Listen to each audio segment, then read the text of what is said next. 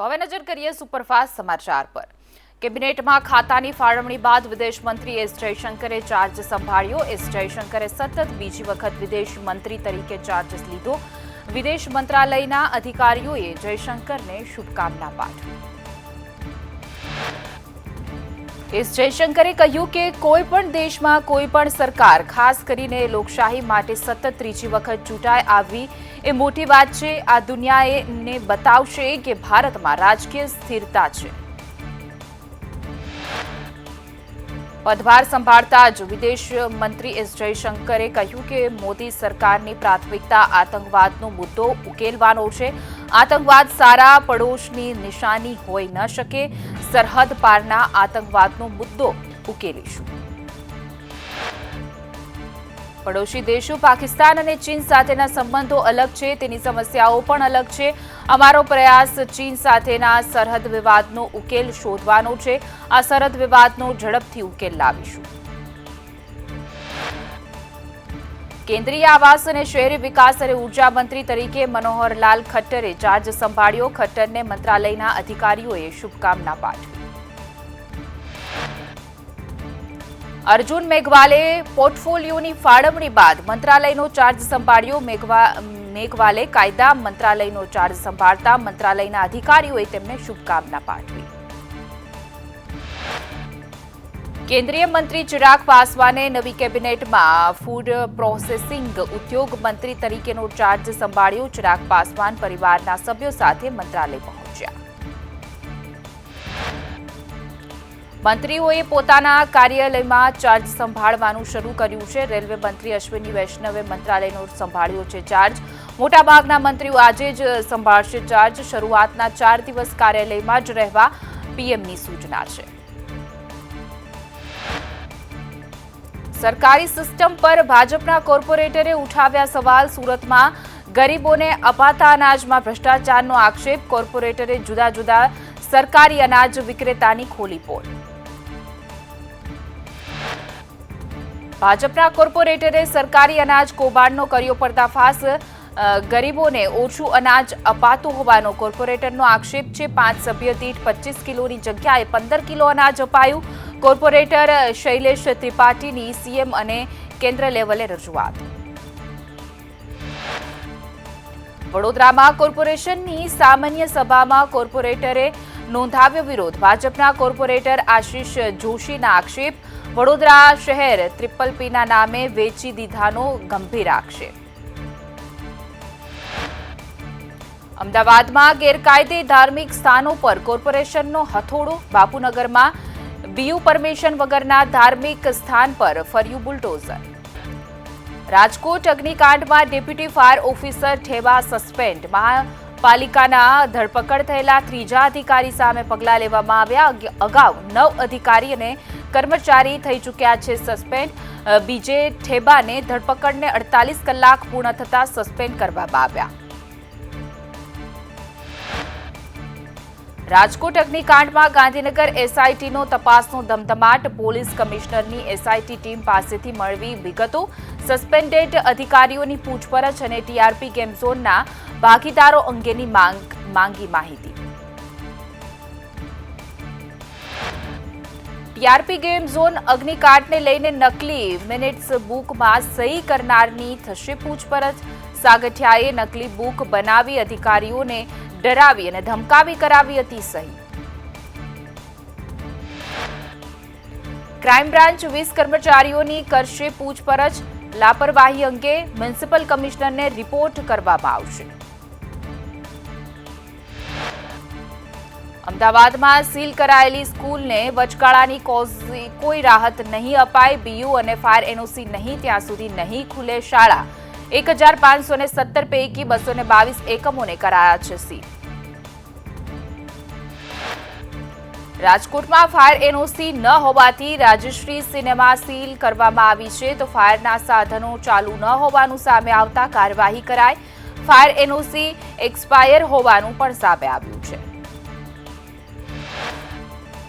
વડોદરામાં સીલિંગ બાદ શાળા સંચાલક મંડળમાં રોષ જોવા મળ્યો. બિનજરૂરી દસ્તાવેજની તાત્કાલિક ઉઘરાણીનો આક્ષેપ છે. પાલિકાની ટીમ ઉદ્ધતાઈભર્યું વર્તન કરતા હોવાનો શાળા સંચાલક મંડળનો આરોપ છે. શાળાઓને થોડો સમય આપવા માંગ કરી છે. જંબુસરમાં બીયુ વિનાની એક સ્કૂલ, 2 હોટલ સીલ કરાઈ છે. 3 ગેસ્ટ હાઉસ પણ સીલ કરવામાં આવ્યા છે. બ્રાઇટલાઇન ઇંગ્લિશ મીડિયમ સ્કૂલ સીલ કરાઈ છે.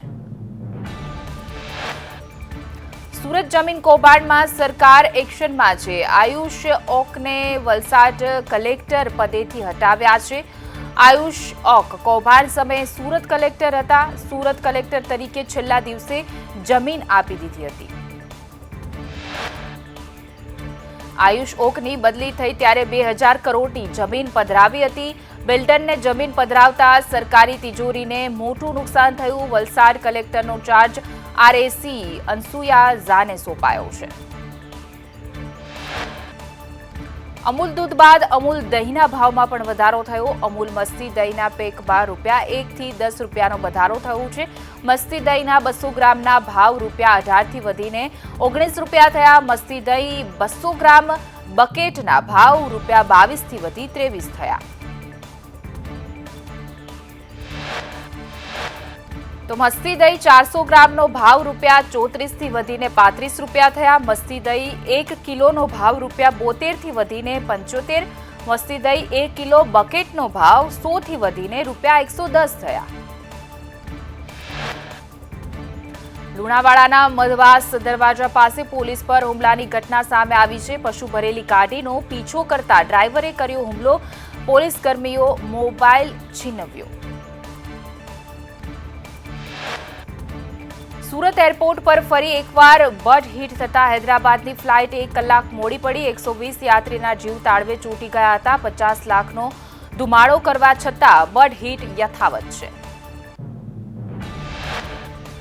અમદાવાદમાં પીઆઈ 10 લાખની લાંચ લેતા ઝડપાયા. પીઆઈ BM પટેલ 10 લાખની લાંચ લેતા ઝડપાયા. અગાઉ ASI અને હેડ કોન્સ્ટેબલને ઝડપી લીધા હતા. અમદાવાદમાં કરાર આધારિત કર્મચારી લાંચ લેતા ઝડપાયા. દસક્રોઈ તાલુકા પંચાયત કચેરીમાં કામ કરતો હતો. વસીમ પટેલ 8000ની લાંચ લેતા ઝડપાયો છે. જમીન બોજા મુક્તિનું સર્ટિફિકેટ આપવા માંગી હતી લાંચ. પંચમહાલમાં નીટના કૌભાંડીના જામીન નામંજૂર. મુખ્ય આરોપી તુષાર ભટ્ટની જામીન અરજી નામંજૂર. ગોધરા કોર્ટે તુષાર ભટ્ટની જામીન અરજી નામંજૂર કરી છે. વડતાલના JP સ્વામી સામે દુષ્કર્મના આરોપને લઈને કોઠારી સ્વામી સહિત 5 સંતોના નિવેદન લેવામાં આવ્યા છે. વડોદરામાં ફરિયાદ બાદ જગતપાવન સ્વામી ફરાર છે. જગતપાવન સ્વામી વિદેશ પલાયન કરે તેવી આશંકા છે. JP સ્વામી સામે લુકઆઉટ નોટિસ બહાર પાડી છે. સુરત મનપામાં જાતીય સતામણી રોકવા સમિતિની રચના કરવામાં આવી છે. સુરત મ્યુનિસિપલ કોર્પોરેશનના ઈમેલ પર કરી શકાશે ફરિયાદ. મનપામાં 24,000માંથી 9,000થી પણ વધુ મહિલા કર્મચારી છે. નોડલ ઓફિસર તરીકે ડેપ્યુટી કમિશનરને જવાબદારી સોંપવામાં આવી છે. સુરતની અઠવા પોલીસ ફરી આવી વિવાદમાં. રિમાન્ડના 10 દિવસ બાદ આરોપી સગીર હોવાનો ખુલાસો થયો. આરોપી સગીર હોવાનું સામે આવતા બાળહોમમાં મોકલાયો છે. તો ફરિયાદ પ્રોડક્શન રિપોર્ટમાં જ અઠવા પોલીસની બેદરકારી જોવા મળી. રાજકોટ રાજ્યમાં આગામી 24 કલાકમાં ચોમાસું દસ્તક દેશે. દક્ષિણ ગુજરાતથી ગાજવીજ સાથે ચોમાસાની શરૂઆત થશે.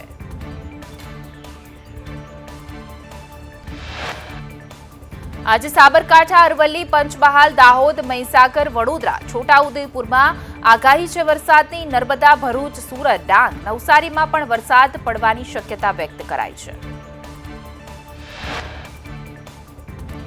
સાવરકુંડલાના ગ્રામ્ય વિસ્તારમાં વાતાવરણમાં પલટો છે. વાદળછાયા વાતાવરણ વચ્ચે વરસાદનું આગમન. વીજપડી સહિતના વિસ્તારોમાં પવન સાથે વરસાદ.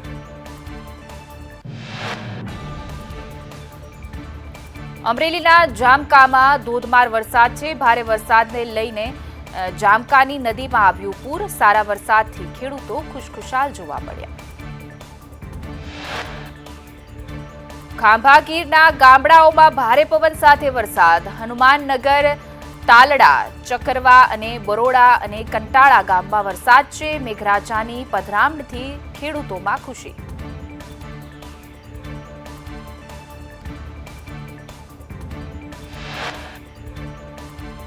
રાજુલાના માંડરડી ગામમાં ધોધમાર વરસાદ. ગામના બજારોમાં જળબંબાકારની સ્થિતિ. અનેક ગામોમાં સારા વરસાદથી ખેડૂતોમાં ખુશી. વિધિવત ચોમાસા પહેલા અમદાવાદમાં મોડી રાત્રે વરસાદ. બોડોદેવ વસ્ત્રાપુર એસજી હાઈવે પર વરસાદ તો થલતેજ, ગોતા, વૈષ્ણોદેવી, બોપલ, ઘુમા, શિવરંજનીમાં વરસાદ. સાબરકાંઠાના વિજયનગરમાં વરસાદ. કોડિયાવાડા અને દઢાવા, વાકોડા ગામમાં પણ વરસાદ.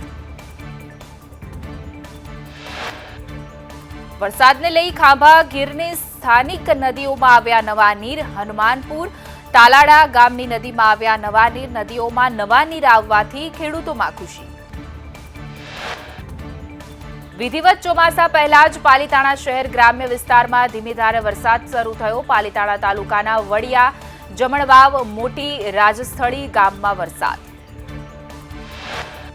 ગીર સોમનાથના ઉના તાલુકાના ગ્રામ્ય વિસ્તારમાં વરસાદ. ગીરગઢડા પંથકમાં વરસાદી ઝાપટા. ભારે વરસાદને લઈને ઠેર ઠેર પાણી ભરાયા.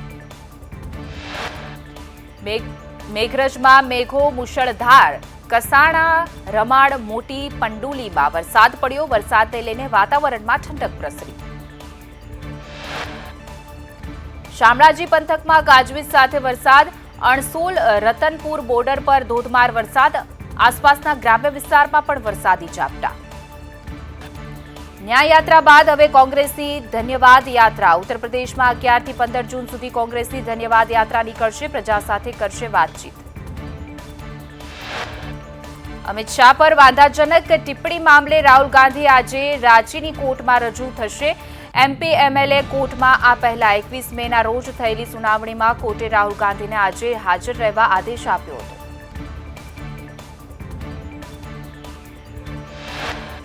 ભાજપના કાર્યકર્તા નવીન ઝાએ આરોપ લગાવ્યો છે કે વર્ષ 2018માં એક કાર્યક્રમમાં રાહુલ ગાંધીએ અમિત શાહ સામે વાંધાજનક ટિપ્પણી કરી હતી. ભાજપના કાર્યકરની અરજી બાદ રાંચીની એમપી એમએલએ કોર્ટે સમન જાહેર કર્યું છે.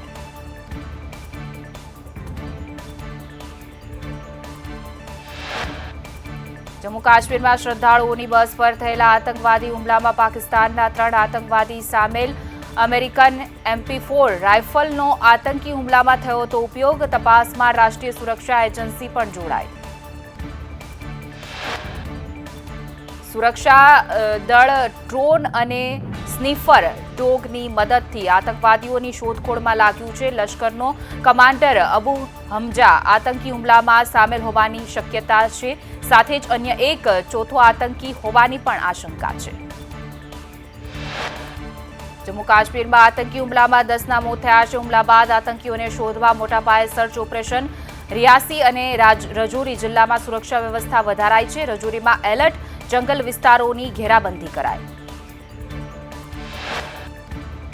આતંકીઓએ શિવખોડીથી કટરા જતી શ્રદ્ધાળુઓની બસ પર કર્યો હતો હુમલો. બસ પર 25 થી 30 રાઉન્ડ ગોળીઓ ફાયર કરાઈ હતી. અંધાધૂંધ ગોળીબારમાં 30 થી પણ વધુ લોકો ઇજાગ્રસ્ત થયા હતા.